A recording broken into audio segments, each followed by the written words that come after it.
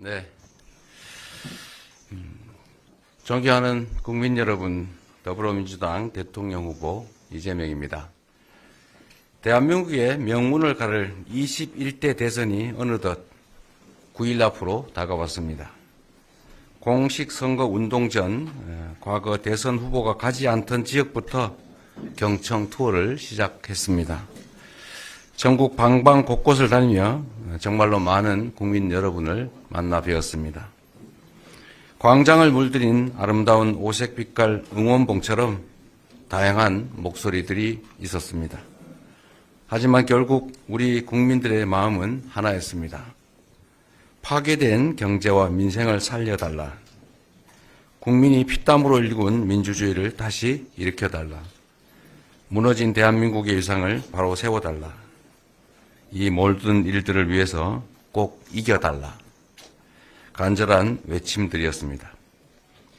무거운 책임감에 어깨가 진돌리고 연이은 강행군으로 몸은 피곤했지만 국민 한 분 한 분의 뜨거운 눈빛과 결연한 표정이 저에게 큰 다짐과 의지를 북돋아 주고 계십니다.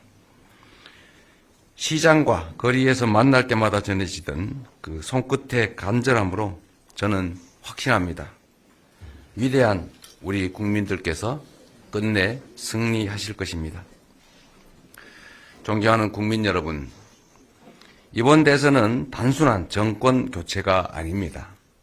민주공화국 대한민국을 바로 세우는 선거입니다. IMF 위기에 버금가는 국난을 극복할 수 있느냐를 결정하는 선거입니다. 분열과 갈등의 시대를 끝내고 통합의 시대를 여는 전환점입니다. 민주당이냐 국민의힘이냐 문제가 아닙니다. 대한민국이 미래로 나아갈 것인가, 지금처럼 계속 과거로 퇴행할 것인가를 결정하는 절체절명의 순간입니다. 다시는 국민에게 총칼을 들이대는 무도한 권력이 등장하지 않도록 내란을 완전히 종식하고 철저히 단죄해야 합니다. 국민 곁에서 국민과 함께 내란을 막아낸 저 이재명이 내란 종식과 국민 승리의 도구가 되겠습니다. 국민 여러분, 새 정부는 6월 4일부터 바로 난파선의 키를 잡아야 합니다. 당장 산적한 과제를 풀어나갈 수 있는 준비된 유능한 후보와 정당만이 우리 앞에 닥친 삼각파도의 위기를 능숙하게 넘어갈 수 있습니다. 통상 파고와 글로벌 안보 환경 변화가 가뜩이나 힘든 민생 경제를 위기로 몰아넣고 있는 상황에서 벼랑 끝에 몰린 자영업자와 소상공인들을 살리고 멈춰선 성장 엔진을 다시 가동해야 합니다. 제가 만약 국민의 선택을 받게 된다면 가장 먼저 대통령이 지휘하는 비상경제 대응 TF를 구성할 것입니다. 즉시 실행 가능한 민생경제 대책을 신속히 마련해서 불황과 일전을 치른다는 그런 신념으로 내수 침체에 적극 대응할 것입니다. 경기 침체 장기화로 생산도 소비도 충분히 이루어지지 않고 있습니다. 정부가 나서 효율적인 경기 진작책을 추진해야 합니다. 국가 재정이 마중물이 돼서 경제의 선순환 구조를 되살리고 국민 삶의 버팀목 역할을 충실히 수행해 가도록 하겠습니다. 오늘의 어려움을 넘어 다가올 미래도 함께 준비하겠습니다. 정해진 모범을 따르기만 하면 되던 추격 경제는 이제 더 이상 유효하지 않습니다. 스스로 창조하는 힘을 기르는 진짜 성장으로 나아가겠습니다. 국가 간 경쟁이 날로 치열해지고 있는 지금 AI나 딥테크 같은 첨단 산업과 미래 기술에 대한 전폭적인 투자가 반드시 필요합니다. 적극적으로 나서 경제 강국의 길을 열어보겠습니다. 에너지 대전환에 대응할 에너지 고속도로 정책도 차근차근 현실로 만들어 가겠습니다. 우리 앞의 위기를 기회로 바꾸고 성장을 회복해서 더 많은 기회를 만드는데 앞장설 것입니다.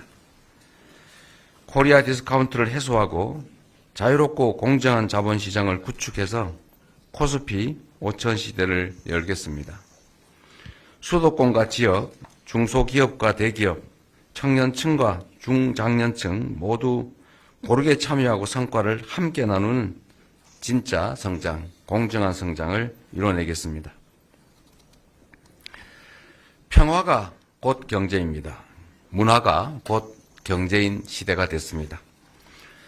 굳건한 한미 동맹을 기반으로 한국을 중심으로 한 국익 중심의 실용 외교로 대한민국 외교의 지평을 넓히고 흔들리지 않는 평화를 구축하겠습니다. 이미 세계를 선도하고 있는 K 컨텐츠를 비롯해서 모든 분야에서 세계를 주도할 수 있도록 앞장설 것입니다. 냉혹한 국제 경쟁의 위기를 세계 표준이 될 도약의 기회로 만들겠습니다. 위기를 기회로 바꿔 말이 아닌 실천으로 실제 성과를 만들어 온 유능한 일꾼, 충직한 국민의 일꾼에게 대한민국의 미래를 맡겨주시기 바랍니다. 사랑하는 국민 여러분, 우리 국민은 하나일 때 가장 강하고 위대했습니다. 하지만 지난 3년 동안 대통령이 오히려 국론 분열을 부추기고 극단적 대립을 심화시켜서 결국 지금껏 우리에게는 씻지 못할 깊은 상처를 남기고 말았습니다.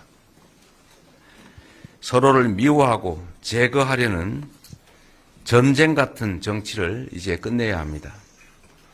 이념과 진영을 넘어서 상대를 인정하고 존중하면서 대화와 타협을 통해서 공존하고 소통하는 문화를 되살려야 합니다. 그것이 내란이 파괴한 민주주의를 복원하는 지름길입니다. 권력을 남용한 정치 보복의 해악을 누구보다 잘 알고 있는 저 이재명이야말로 낡은 이념의 시대, 무도한 분열의 정치를 끝낼 적임자라고 자부합니다. 지난 수년간 저와 관계가 있고 또 가깝다는 이유만으로, 심지어 가깝다는 소문이 있다는 이유로 고통받고 탄압받았던, 지금도 힘들어하는 많은 분들께 정말로 죄송하다는 말씀을 드립니다. 대립과 갈등의 정치가 만들어낼 이 악순환의 고리를 반드시 끊어야 합니다. 대한민국 체제와 국민 생명을 위협한 내란 세력의 죄는 단호하게 벌하되 특정인을 겨냥해 관역으로 삼는 정치 보복은 결단코 없을 것입니다. 국민이 잘 살고 경제가 성장하는 진짜 대한민국을 만드는 것이 그들을 이기는 길이라고 생각합니다. 더 이상 국민이 갈등과 반목 없이 통합으로 힘을 모아야만 대한민국이 이 격변의 시기를 슬기롭게 넘어갈 수 있을 것입니다. 비상계엄 국회 통제 강화, 대통령 거부권 제한, 국무총리 국회 추천제, 경찰, 검찰, 방송, 통신위원 등에 대해서 국회 임명 동의 절차를 개헌 그리고 법령 개정을 통해서 마련해 가겠습니다. 견제와 균형의 원리가 제대로 작동할 때 민주주의는 더욱 굳건해질 것입니다. 그렇게 국민이 주인되는 국민 주권 정부, 작은 차이를 넘어 위대한 대한민국으로 나아갈 국민 통합 정부를 꾸리겠습니다. 경제를 살릴 수 있다면, 국민을 위한 일이라면 이념과 진영이 뭐가 중요하겠습니까? 출처를 가리지 않고 저작권자가 누군지를 따지지 않고 유용하고 필요한 정책이라면 가리지 않고 쓰겠습니다. 이재명 정부의 유일한 인사 기준은 능력과 그리고 청렴함, 충직함이 될 것입니다. 주요 공직자 국민 추천제를 활성화해서 국민이 추천한 인재가 국민을 위해 봉사하도록 하겠습니다. 상호 존중과 신뢰에 기반한 협치 시스템을 구축하고 공통 공약 중에서 시급한 민생 과제부터 실천하겠습니다. 주권자인 국민과의 소통 노력도 게을리하지 않겠습니다. 국민 주권이 일상적으로 실천되고 국정의 주권 의지가 제대로 반영될 수 있도록 국민 참여 디지털 플랫폼을 구축할 것입니다. 갈등이 첨예한 현안에 대해서는 의제별 공론화위원회를 구성해 사회적 대타협을 통한 문제 해결의 사례를 실제적으로 만들어 가겠습니다. 늘 드리던 말씀이지만 대통령의 1시간은 5,200만 시간의 가치가 있습니다. 한 명의 공직자가 만들 수 있는 희망의 크기가 얼마나 클지는 지난 역사에서 증명됐습니다. 이번 대선의 주인공은 저 이재명이 아니라 주권자 여러분인 바로 국민들입니다. 정치는 정치인이 하는 것처럼 보여도 결국 국민, 바로 여러분이 하는 것이기 때문입니다. 이재명이든 김문수든 다 국민이 쓰는 도구 대리인일 뿐입니다. 변화를 바라신다면, 꿈과 희망이 넘치는 제대로 된 나라를 원하신다면 반드시 투표해 주십시오. 국민이 원하는 나라는 국민의 투표로 국민만이 만들 수 있습니다. 지난 화요일부터 오늘까지 재외국민 투표가 진행 중입니다. 이역만리 타국에서도 조국을 사랑하는 마음 하나로 수천 킬로미터의 힘든 길을 마다하지 않고 투표를 하러 다니십니다. 심지어 1박 2일 호텔을 얻어서 투표하는 분도 계셨습니다.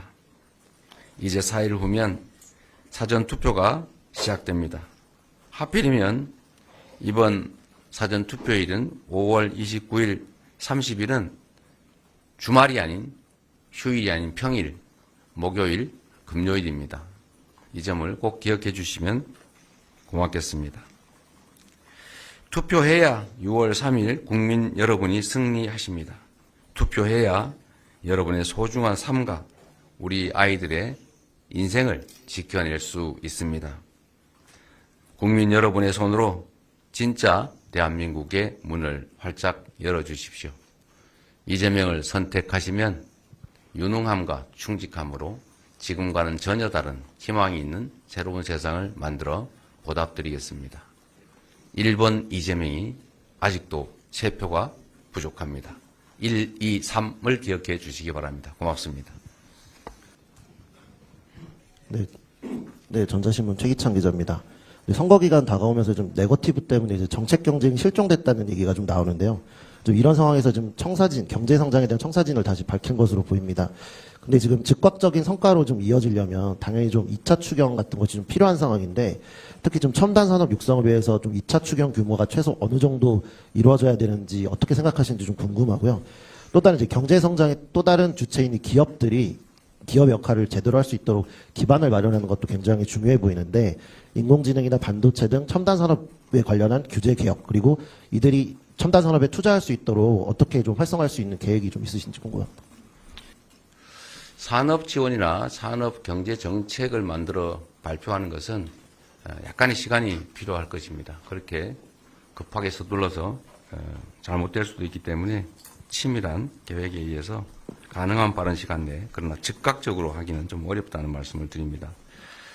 지금 추경은 당연히 검토해야 될 것입니다. 지금 단기적인 경기 부양이 필요한 상태입니다. 1분기에 마이너스 0.2% 성장, 즉 0.2% 경제 규모가 쪼그라들었습니다. 국민들의 고통이 너무 커지고 있습니다. 추가 추경을 통해서 지금 당장 급한 불을 좀 꺼야 될 것 같습니다. 산업 지원을 위한 추경은 지금 당장은 좀 어렵지 않을까 싶고, 일단 골목 상권이나 좀 당장 민생의 어려움을 덜기 위한 추경에 집중해야 될 때라고 생각됩니다.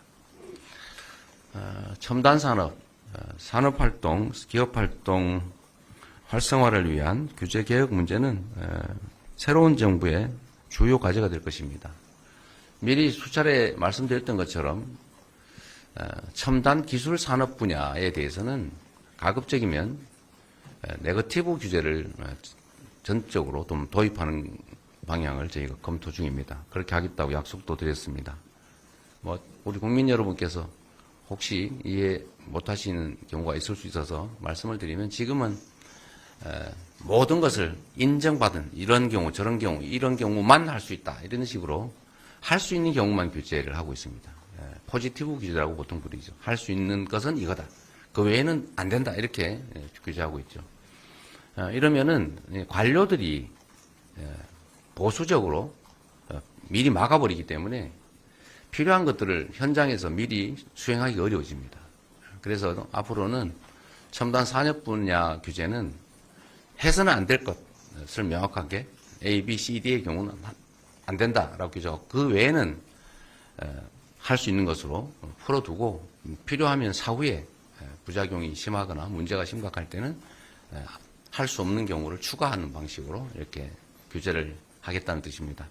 이걸 네거티브 규제라고 보통 부르는데 첨단 산업 분야는 우리 예측할 수 없는 부분이 많고 특히 국제 경쟁이 치열하기 때문에 다른 나라보다 더 많은 규제를 한다든지 특히 AI 분야가 좀 그런 경향이 생겼는데 미리 규제를 한다든지 더 많은 규제를 한다든지 또는 예단을 가지고 미리 규제를 한다든지 다 허가받고 해라 승인받고 해라 이렇게 하면 문제가 생길 것 같아서 네거티브 규제로 전환하는 것을 검토 중입니다. 그 외에도 행정 편의를 위한 규제가 너무 많아서 행정 편의를 위한 공직자들의 관리 편의, 관리상 편의를 위해서 불필요한 하지 않아도 될 꼭 필요하지 않은 그런 규제들을 많이 가지고 있습니다. 이런 규제들은 철폐하거나 아니면 최소화하거나 하는 방향으로 확실하게 신속하게 추진하도록 하겠습니다. 규제 개혁을 담당하는 별도의 기구를 만들어서 운영할 계획을 가지고 있습니다. 네. 예, 다음. 예, 바로 앞으로 넘어가시죠. 앞에 하세요. 앞에, 예. 네, 안녕하세요. 저는 경향신문의 박하연 기자입니다. 민주당은 중도 보수라면서 이제 외연 확장을 적극 시도해 오셨는데요. 최근 일부 여론조사에서 이제 중도층 지지율이 하락했습니다. 그래서 그 이유는 무엇이라고 보시는지 남은 기간 어떻게 반등을 이뤄내실 계획인지 궁금합니다. 그리고 두 번째로 또 질문 드리고 싶은 것은 이재명 정부의 유일한 인사 기준은 능력과 청렴함, 충직함이 될 거라고 하셨는데 인사 기준에서 지역과 성별 안배 등도 중요하게 고려하실지 궁금합니다. 네, 지금 여론의 흐름이 일종의 진폭이 있다라는 점은 선거 때 되면 언제나 있는 일이죠. 그러나 저는 우리 국민들께서 내란 세력 또는 내란 옹호 세력을 다시 선택하지는 않을 것으로 확신합니다.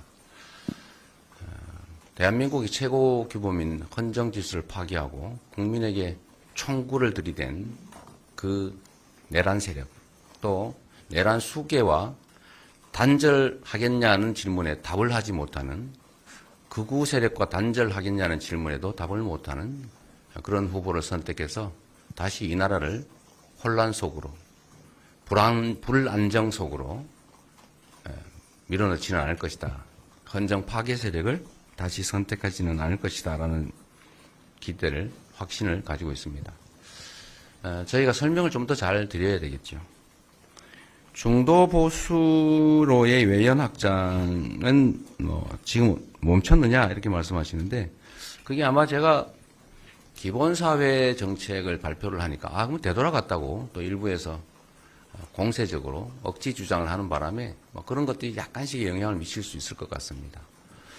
또는 중대재해법 또는 노동 현장을 중시하는 그런 입장들이 나가니까 다시 되돌아갔나 이런 생각을 하거나 또는 그렇다고 이제 억지 주장을 하는 그런 쪽들이 있어서 약간의 영향이 있어 보입니다.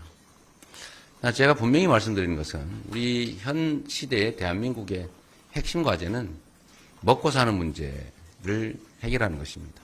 그리고 파괴된 헌정 질서를 회복하는 것입니다. 먹고 사는 문제를 해결하는 것, 즉 성장의 정체를 이겨내고 다시 회복하고 지속적인 성장을 향해서 가는 길, 그거는 제1순위 정책이 될 수밖에 없습니다. 지금 우리 형편이 너무 어렵기 때문에 그렇습니다. 그러나 길게 장기적으로 보면 성장과 복지, 분배는 동전의 양면 같은 것입니다. 분배가 없는 성장은 불가능하죠. 적정한 분배, 적정한 소득 보장, 적정한 복지, 이것이 잘 어우러져야 지속적인 성장이 가능합니다. 그러나 지금 단계에서는 이 두 가지가 다 필요하지만 성장에 훨씬 더 큰 방점을 찍어야 되는데 너무 이 얘기를 많이 하다 보니까 복지는 다 버렸나? 분배는 다 포기했나? 또 이런 의구심을 갖는 경우가 있어서 이제 그 말씀을 몇 차례 드렸다는 말씀을 드립니다. 우리는 비중을 어디에 둘 것이냐? 어느 한쪽을 버리는 게 아니라 둘 다 추구하되 지금은 회복과 성장에 통합에 더 방점을 둘 수밖에 없는 상황이다. 앞으로도 그렇게 가겠다. 국정도 그렇게 운영하겠다 이 말씀을 드립니다. 인사와 관련해서는 첫 번째 저는 가장 중요한 게 충직함이라고 생각해요. 국민의 대리인이기 때문에 일꾼이기 때문에 국민에게 주인에게 충직해야 됩니다. 능력이 있더라도 그 능력을 가지고 사적 이익을 도모하거나 권력을 남용하거나 이러면 그건 결코 바람직하지가 않죠. 그래서 가장 중요한 기준은 국민에 대한 충직함이고 둘째는 유능해야 되겠죠. 능력이 없는데 뭐 충직하기만 하면 되겠습니까? 유능해야 된다. 그리고 비슷한 조건이라면 이제 균형을 맞춰야 되겠죠. 그것도 통합의 중요한 방편이기 때문에 성별 균형을 맞춘다든지 지역별 균형을 맞춘다든지 계층별 균형을 맞춘다든지 뭐 이런 건 당연히 그걸 배제한다는 것은 아니고 당연히 반영을 한다. 우선순위로 따진다면 충직함과 유능함이 먼저다. 그런 말씀을 드립니다. 네, 안녕하세요. 국민일보 김판 기자입니다.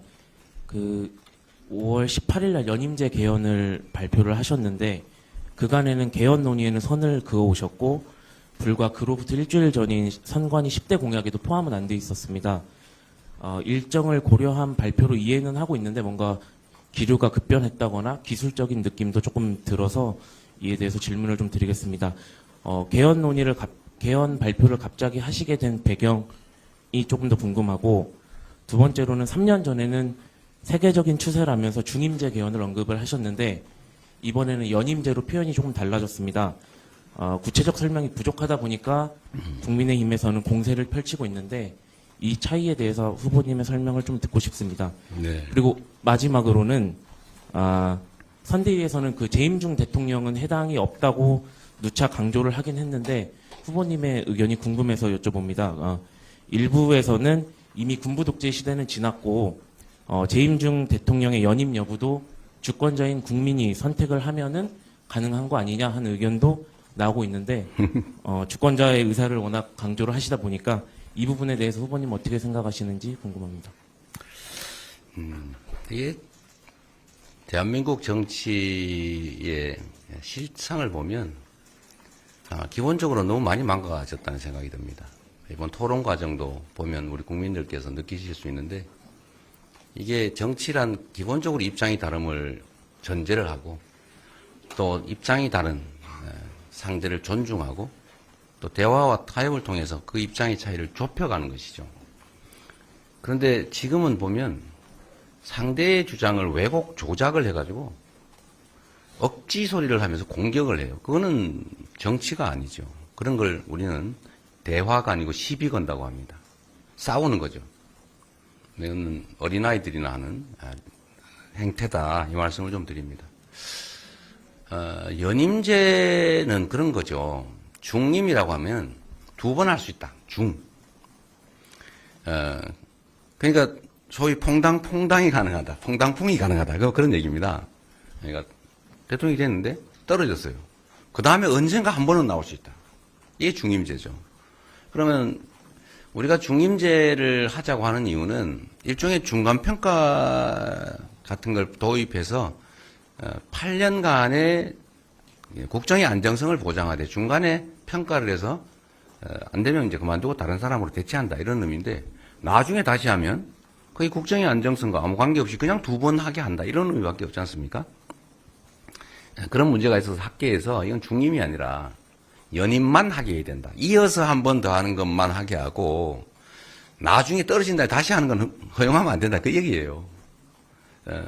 근데 이거를 누구나 다 알아들을 수 있는 얘기인데 이걸 그럼 연임 그러니까 이어서 계속 한다는 거냐.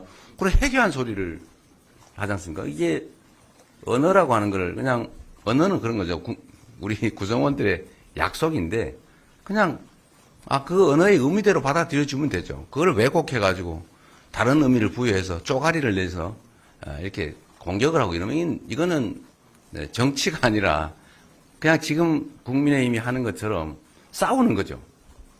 상대를 부정하고 제거하고 상대의 말을 왜곡하고 조작하고 이런 생각이 극단적으로 발현된 게 바로 계엄이죠.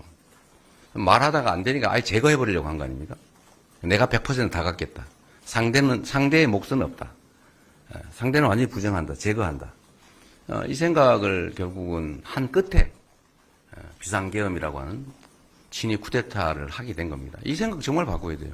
그냥 언어는 언어대로 받아들여줘야 됩니다. 선의로. 있는 대로 객관적으로. 연임. 이어서 2번 할 수 있다. 그런 거죠. 근데 2번 하려고 연임 그러니까 그럼 3번, 4번 이어서 계속 할 수 있다는 거냐? 또 이렇게 곡해를 할 것 같아서 이건 2번이다. 영 의심스러우면 개헌은 제 혼자 마음대로 할 수 있는 게 아니죠. 국민적 합의가 필요하고 걱정이 되면 1회에 하나에 연임할 수 있다. 이렇게 쓰면 되잖아요. 그냥 그렇게 하자라고 하면 되지. 제가 마치 이걸 100%다 결정하는 것처럼 혼자 푸틴처럼 독재하려고 그런다. 이러면 이게 정치가 되겠습니까? 이게 우리나라 정치의 수준을 떨어뜨리는 억지, 왜곡, 조작의 대표적 사례 같아요. 그러면 안 되죠.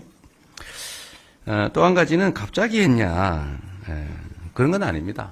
아시는 것처럼 언젠가는 하자는 소리를 언젠가는 하겠죠. 제가 저번에 대선 때도 명확하게 약속을 드렸고 공약했고 그 입장은 크게 변한 게 없어요. 다만 중임이라는 의미가 중간에 특히 미국 사례를 보니까 중간에 띄고 나중에 다시 하면 이게 문제가 생기겠다. 이 세대 교체가 돼야 되는데요. 한번 불신임 받아서 이제 그만해야죠. 근데 나중에 또 나오고 이러면 어떡하겠어요. 이건 세대 변화도 좀 반영해 줘야 되니까 연임 이어서만 하게 하자라고 한 걸 바꾼 후에 나머지는 대체적으로 전에 제가 입장을 밝혔던 것과 크게 다르지 않습니다. 그리고 내란 극복이 중요했기 때문에 개헌 얘기로 내란 극복 얘기의 본질이 흐려질 것을 우려해서 제가 일단 내란 극복이 먼저다 이 말씀을 드렸던 것이고요. 어쨌든 국민의힘 쪽은 어쨌든 이 얘기로 좀 주제를 옮겨가고 싶었던 거 아닙니까? 여러분이 다 아시는 것처럼 내란 얘기보다는 개헌 얘기로 바꿔서 내란에 대한 관심을 좀 떨어뜨리고자 했는데 저는 그게 우리 국민들의 입장에서 그리 바람직하지 않다고 봤기 때문에 좀 보류를 했던 것이고 가급적이면 이번 대선에서 쌍방이 대체적으로 합의될 수 있는 것은 이번에도 개헌하자는 입장을 명확히 밝혔지 않습니까? 예를 들면 5.18 헌법 전문 수록 이번에도 한다고 하더군요. 근데 실제로 속마음은 아닌 것 같긴 하지만 두 번째로 4년 연임제, 국무총리, 국회 추천제 이런 거 크게 이론 없이 합의할 수 있을 것 같고 감사원 국회 이관, 결선 투표 도입 이런 것 크게 이론이 없을 것 같아서 좀 개헌을 하자. 단 국민투표법을 개정하지 않으면 국민투표는 사전투표가 불가능하기 때문에 사전투표한 사람은 본투표에 가서 국민투표를 또 해야 되는 그런 문제가 있어서 국민투표법을 일주일 안에 개정을 하자. 어떤 내용이든 받아주겠다. 사전투표가 허용되는 방식으로 개정하는 나머지는 당시 여당 국민의힘의 모든 조건을 다 받아주라고 제가 우리 원내에 다 지시도 했는데 아무 반응이 없어서 결국 국민투표법 개정을 못하게 됐고 그러면 이번에 실제로 개헌 투표는 현실적으로 불가능해서 더 이상 진척이 안 됐던 겁니다. 그리고 계속 얘기가 되지만 제가 말씀드렸던 것처럼 그 다음 가능한 대안은 대선 후보가 모두 개헌안을 공약하고 그 공약을 당선되는 사람이 국민이 인정해 준 거니까 그에 맞추어서 개헌하자라고 제안했기 때문에 공약의 일환으로 좀 늦긴 했지만 이렇게 발표하게 됐다는 말씀을 드립니다. 재임 중 대통령은 적용이 없다. 헌법에 그렇게 써져 있잖아요. 그 써져 있는 대로 읽으면 되죠. 그게 예를 들면 이론적으로는 그런 논란이 있기는 한 것 같아요. 헌법을 개정하면 그 조항조차도 국민이 바꾼다는 뜻이기 때문에 그게 그 개정 당시에 국민의 뜻이라면 그 개정된 헌법에 따르는 게 국민 주권주의에 더 맞다. 그건 왜냐하면 과거의 국민들이 현재 국민들의 의사를 제약하는 측면이 있는데 국민의 의사는 현재 국민들의 의사여야 하는 거죠. 그러니까 학계에서는 그 적용이 없다라고 하지만 정치 도의상 그렇게 헌법에 써져 있는데 그걸 어떻게 쉽게 어기겠습니까? 그건 또 책임의 문제가 있죠. 그럼 저는 어떤 입장이냐? 당연히 국민의 뜻을 존중해야죠. 그러나 저는 이 개헌 당시에 대통령이 헌법 개정을 해서 그 개정된 헌법에 따라서 추가의 어떤 혜택을 받겠다는 걸 우리 국민들이 쉽게 용인하지 않을 거라고 봅니다. 그렇게 쉬운 일이겠어요? 좀 의심을 거둬주시기를 우리 언론이야 대신 묻는 것이니까 이해합니다만 이런 정치적 공격으로 국정의 혼란, 국민들의 판단에 혼선을 주는 것은 좀 자제해 주면 좋겠다 말씀을 드립니다. 이번 선거 유난히 그런 경우가 많은 것 같아요.